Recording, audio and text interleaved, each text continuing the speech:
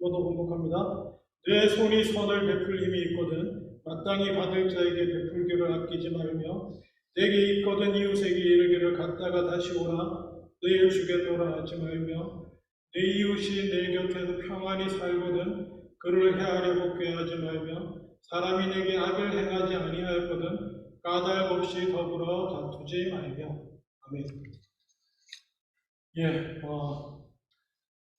우리 함께 기도하면서 이 몇 주간 교회 이전을 위해서 저희가 계속 알아보고 쓰고 있습니다. 이렇게 지난주에 저희가 임시 재직회까지 하면서 고민했던 우리 펜타코스탈 처치에서는 아무 연락이 없습니다. 현재까지 아무 연락이 없음으로 인해서 제가 아무 소식도 못 알려드렸고요. 기대하기는 오늘 무슨 또 회의가 있다고 하니까 정기 무슨 회의가 있어서 오늘 지나고 연락을 주실 수도 있지 않겠나라는 생각을 가지고 있습니다.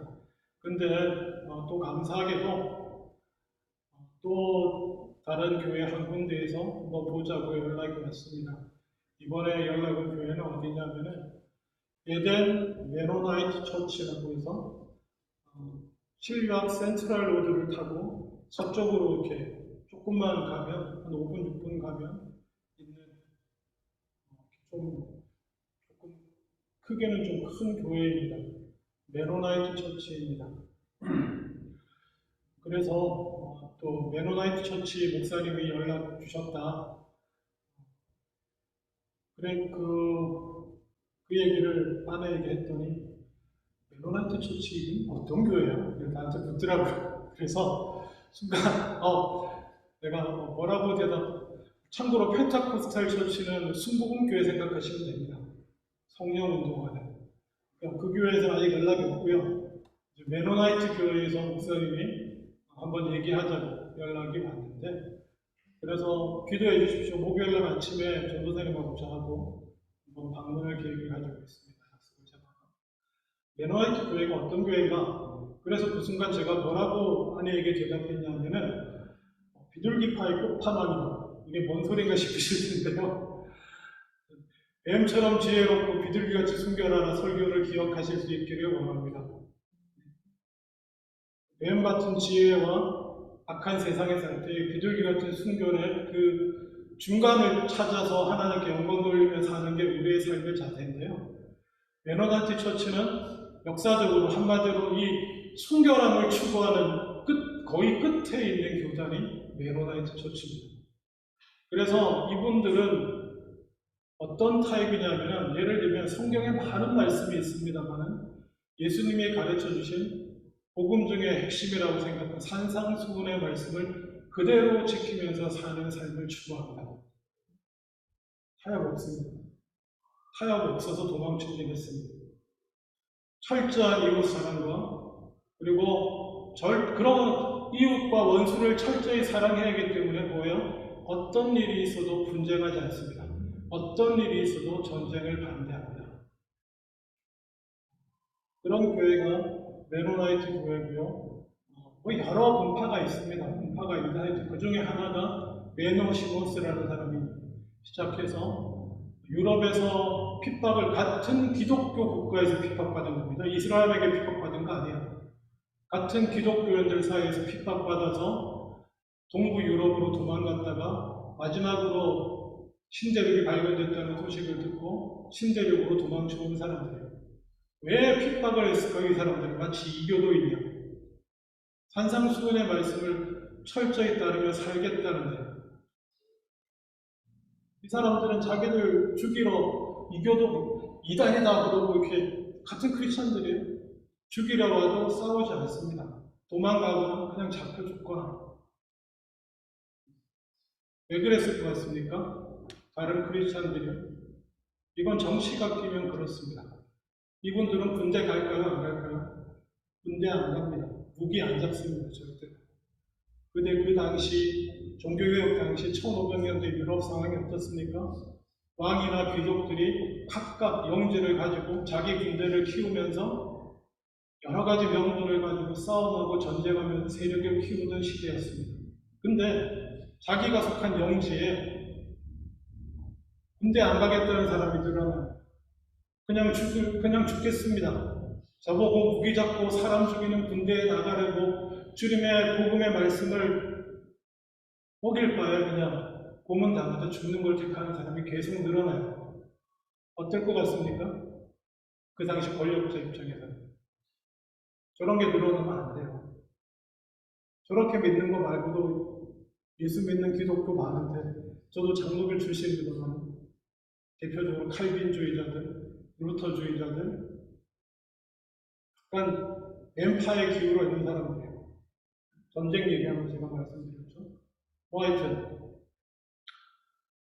그런 사람들은 왕과 영주들을 지지했습니다. 왜냐? 이것이 복음을 지키는 길이다.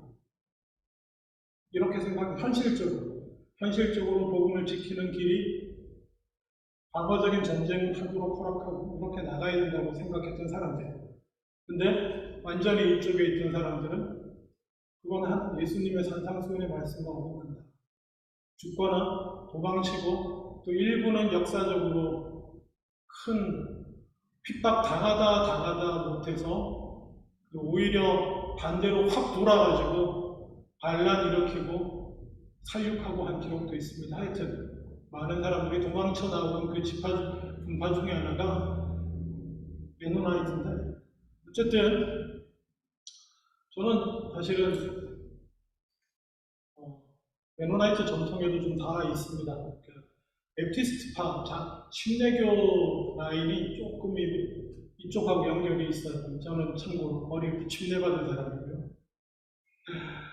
나중에 신학은 한국 교단 중에 교회가 제일 많아요. 그리고 청년 시절 저를 돌봐주셨던 목사님을 쫓아서 장로교 교단으로 갔지만 메노나이트 전통도 있고 감리교 전통도 저는 있습니다. 하여간에 존중합니다. 여러분은 어떠세요? 산상수훈의 말씀대로 그냥 살겠다. 죽어도. 지금은 어떤지 잘 모르겠어요. 하여튼 그런 역사를 가지고 있는 사람들이 메노나이트 사람들이에요. 근데 말입니다. 성경에는 산상수훈의 말씀만 있는 것이 아닙니다. 오늘 본문 한번 보십시오.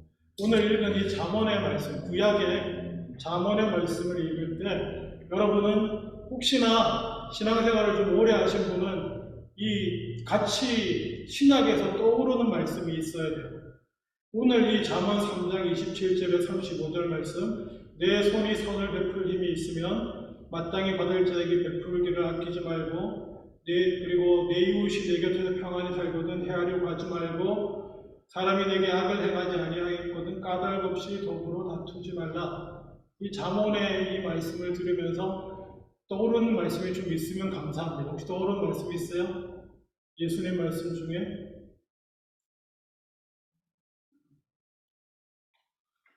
마태복음 5장 42절에 예수님이 이렇게 말씀하셨습니다. 산상수훈의 말씀 중에서 내게 구하는 자에게 주며 내가 내게 꾸고자 하는 자에게 거절하지 말라.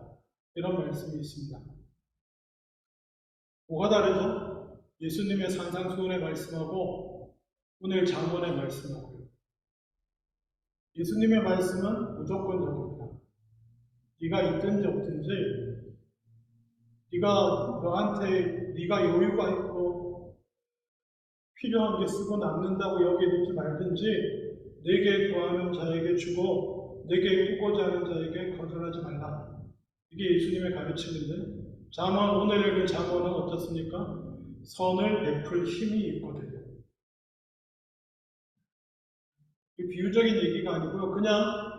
그냥 히브리 문자적으로 이해하면 내가 나눌 능력이 있으면 나눠서 떼서 사람들에게 나눠줄 수 있는 능력이 있으면 베풀지를 아끼지 말라라는 말씀이에요.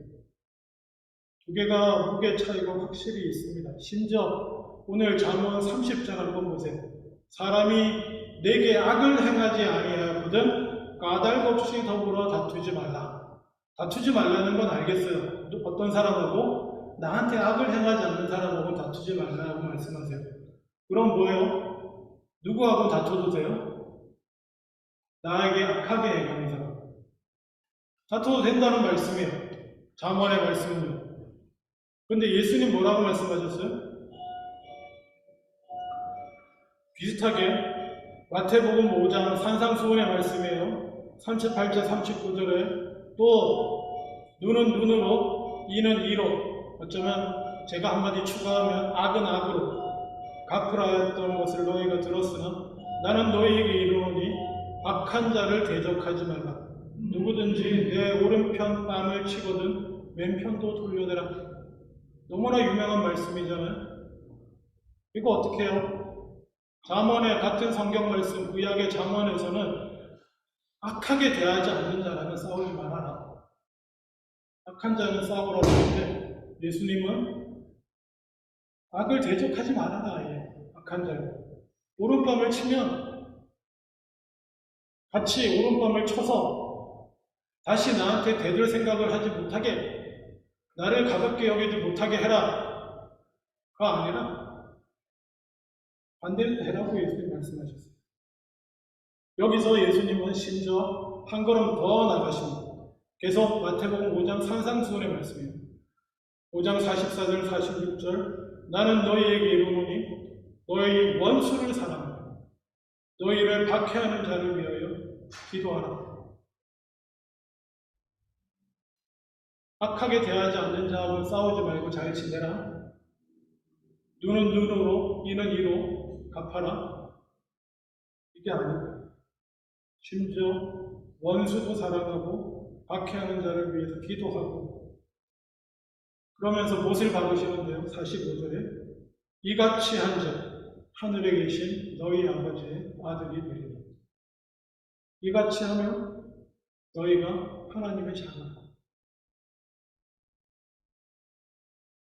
그러면서 못 알아들었을까봐 비유까지 해주십니다. 하나님이 그 해를 악인과 선인에게 비추시며 비를 의로운 자와 불의한 자에게 내려주신 것 같이, 좋게 대하는 자나 악하게 대하는 자나 자비와 사랑을 베풀라. 46절 너희가 너희를 사랑하는 자를 사랑하면 무슨 상이 있으리요? 세리도 이같이 합니다. 너무 당황스럽지 않습니까? 구약의 잠언의 말씀과 예수님의 산상수훈의 말씀. 물론 어느 한쪽은 신앙의 역사, 메노나이트 브레드런 이분들 같은 사람들은 예수님 말씀 봐라. 산상수훈에서 이렇게 말씀하지 않느냐? 그러면 칼빈이나 루터와 같은, 그리고 장로교나 저희 쪽에 조금은 지혜 쪽에 기우는 사람은 지혜서를 봐라. 잠언이 지혜서입니다. 성경의 지혜의 말씀에 악을 행하지 않았거든 다투지 말라는 말씀이 있지 않나? 그 얘기는 뭐냐? 우리에게 악을 행하는 자에 대해서 우리는 정당하게 방어하고 다툴 수 있다. 이렇게 주장하는 것입니다. 성경이 이 두 가지 말씀이 다 있어요. 여러분은 어느 쪽 손을 들어주고 싶습니까? 어느 쪽 말씀이 더 마음에 와 닿습니까? 어느 쪽이 옳다라고 이해하기 곤란한 부분이 분명히 있습니다. 왜? 두 개 다 하나님 말씀인데 우리가 잘 이해하면 됩니다. 저는 오늘 우리 제목에 따라서 이렇게 이해하기 원합니다. 이것은 지혜와 진리의 차이입니다. 지혜와 진리의 차이. 진리는 무엇입니까? 진리는 변함없고 그리고 영원히 변함없고 누구도 바꿀 수 없는 것이 진리입니다. 진리의 말씀, 하나님의 말씀, 그 말씀이 육신이 되어 이 땅에 오셔서 최종적으로 선포해 주신 진리, 그것이 뭡니까? 예수님의 말씀이에요. 예수님의 가르침은 진리의 말씀입니다. 그럼 지혜는 무엇입니까? 삶의 지혜는 진리를 우리의 삶의 상황 속에 적용하는 것입니다. 우리의 연약함과 우리의 죄성을 감안해서 이 진리를 그래도 최대한 이 삶의 현실 가운데 지켜낼 수 있도록 이끌어주는 것이 지혜입니다. 진리는 변함이 없습니다. 아멘? 원수를 사랑하라는 진리는 변함이 없어요.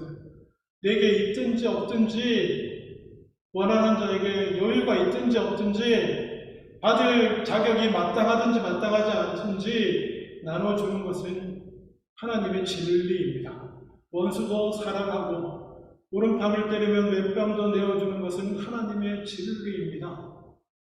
근데 그렇게 살 수 있습니까? 구약이 가르치는 지혜는, 현실적인 지혜는 살인하지 말라입니다. 근데 예수님이 가르치는 진리는 뭡니까? 미워하지 말라입니다. 미워하지도 말아야 된다. 나는 살인하지 않았습니다. 오케이. 살인하는 것보다 훨씬 낫죠. 근데 예수님의 변함없는 하나님의 진리는 미워하지 않고 원수를 사랑하는 것이 진리입니다. 욕도 안 했는데요. 오케이. 그렇지만 욕할 수 있는 그 미워하는 마음 품지 않는 것이 하나님의 진리입니다. 그저 뭐예요? 우리가 연약하고 우리가 악한 것, 그 진리를 우리 이 땅에서 우리가 현실적으로 구현해 줄 수 있도록 주신 말씀들이 계명이고요.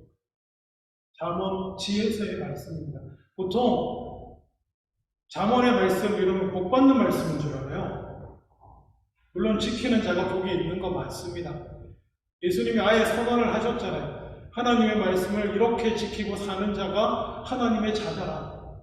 맞습니다. 말씀을 지키는 게 복이 있는 거 맞는데요. 잠언이 복 받는 말씀이 아니고요. 잠언이나 구약의 계명의 말씀은 최소치를 말씀합니다.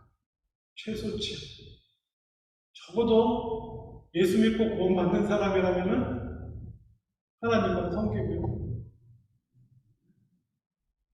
적어도 남의 것 탐내지 말고요. 하나님의 백성이라고 그러면 그건 그냥 최소치예요. 오늘 이 말씀, 잠언의 말씀도 최소치입니다. 그래도 내가 좀 여유가 있으면 남 돕는데 주저하지 말아야 되고요. 먹고 살만하면. 내 옆에서 나랑 아무 문제 없이 평안히 살고 있는 자를 나보다 좀 잘 산다고 질투해가지고 해하려고 하지 말고요. 나한테 아무 악을 행하지 않는 자, 특별히 나한테 나쁜 일을 안 한 사람, 뭐가 보기가 안 좋다는지 기분이 나쁘다는지 그런 식으로 까닭없이 다투고 하지 말고요. 이거는 그냥 다 최소치예요. 최소치. 그렇게 이해하시면 됩니다. 왜 예수님 말씀하고 좀 다른 말씀들이, 느낌이 다른 말씀이 구약에 있는가? 그건 진리를 완악한 세상도 아니죠. 완악한 우리에게 가르치시려고 거기서부터 시작해야 됩니다.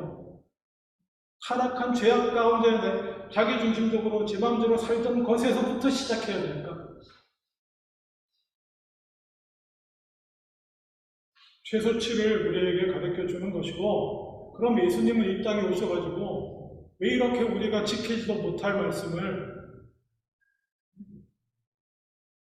그거 지켜갖고는 절대로 구원 얻을 수 없는 말씀을 우리에게 주셨는가. 그게 참 감사하죠. 예수님의 새 계명, 하나님 사랑과 한없는 이웃 사랑을 지켜서 구원 얻을 길은 우리에게 없는 것입니다. 그래서 그저 은혜만 바랄 뿐입니다. 근데 말입니다. 못 모르고 계명을 지켜서 구원 얻을 수 있다고, 스스로 하나님 말씀을 잘 지켜서 의롭다고 큰 소리 치면서 계명 잘 지키지 못하는 사람들 무시하고 그랬던 사람들이 있었어요. 예수님이 가장 싫어하는 사람들. 그 사랑 많으신 예수님께서 전략적으로 싫어하는 사람들. 누굽니까? 예수님 당시에 유대교 율법주의자들, 서기관과 바리새인들. 그들은 구약의 율법을 달달달달 외워가지고 거기서 율법을 철저히 지키기 위해서 각 해당 항목들 다 만들었어요. 안식일을 거룩히 지키라. 거룩히 지키는 게 어떻게 하는 걸까? 1번, 2번, 3번, 4번. 쫙 항목 200몇십 개까지 다 만들어가지고 실제로 다 지켰습니다. 그리고 이렇게 말하는 거죠. 계명을 다 지켰으니 나는 의롭다. 그래서 예수님 말씀하시는 겁니다. 말도 안 되는 소리 하지 말아라. 그건 그냥 최소치야. 최소치. 제가 그래서 기억하십시오. 착한 사마리아인 비유 나오면서도 다 말씀드렸잖아요. 이웃을 사랑하라고 그러니까 지킬 수 있는 계명으로 만들기 위해서 이웃을 정해달라고 그러잖아요. 이웃이 누굽니까? 누군지 정해주면 지키겠다. 그러면 내가 지켜서 이루어질 수 있잖아요. 근데 예수님 말씀에 그런 거 없다. 너의 도움을 필요로 하는 전 세계 모든 사람에게 네가 이웃이 되어줘라. 이거는 지키라고 주는 계명이 아니에요. 60억 인류 가운데 내 도움이 나보다 못 살고 여러분 적어도 여러분이 캐나다에 살면 지구상으로 따지면 상위 한 5% 안에 들걸요. 지구상에 사는 전 인류를 따지면 여러분은 상위 5% 안에 드는 삶을 사는 거예요 지금. 나머지 95%는 내 도움을 필요로 하는 사람이에요. 이웃이 되어주라. 이웃은 되는 것이다. 이웃을 정하는 게 아니고 이거는 지킬 수 있는 게 아니에요. 말씀을 지켜서 구원 얻겠습니다 했는데 그래 지켜서 구원 얻어 이게 하나님의 말씀이야. 살인하지 않았어? 아니 그거는 최소치 계명이고 중심에서도 미워하지 않는 거야. 원수라도 사랑하는 거야. 그게 하나님의 계명이야. 그게 하나님의 진리야. 그래 지킬 수 있으면 지켜서 구원 얻어라. 없는 거야. 그래서 예수님께서는 그들에 대해서 이렇게 직접적으로 서기관과 바리새인들에게 말씀하십니다.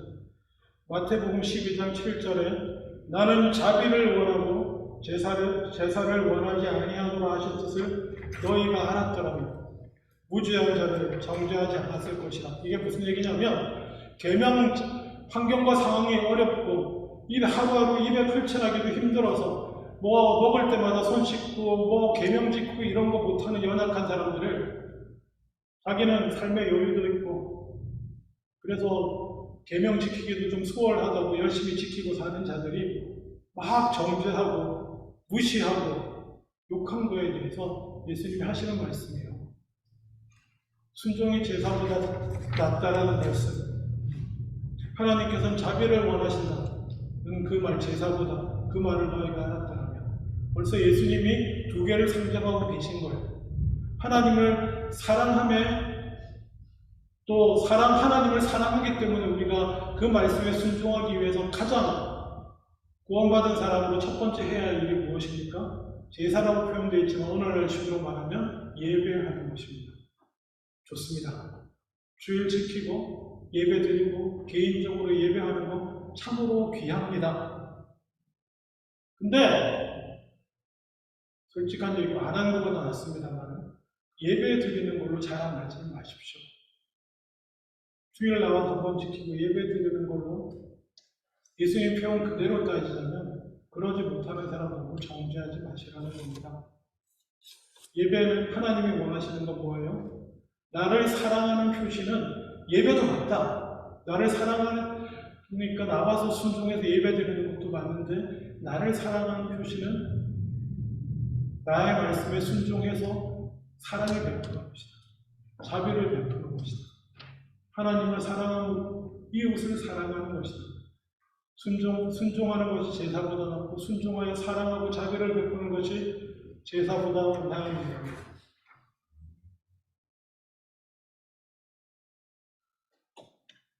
물론 살인하지 않는 것이 좋습니다. 그렇지만 나는 한 번도 살인한 적 없어요. 여러분 자랑하고 다닐 수 있습니까? 한 번도 사람 죽인 적 없어요. 저는. 자랑입니까 그게? 아니에요. 똑같아요. 미워하지 않는 것이 더 나은 것입니다. 마찬가지입니다. 다른 모든 말씀이 그렇습니다. 그렇지만 한 가지 감사한 은혜는 제가 오늘 읽지 않았지만 오늘 잠언 3장의 35절에 보면 지혜로운 자는 영광을 기업으로 바꿔두라 이렇게 말씀을 주고 계십니다.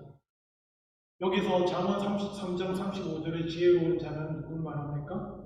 방금 읽은 누구예요?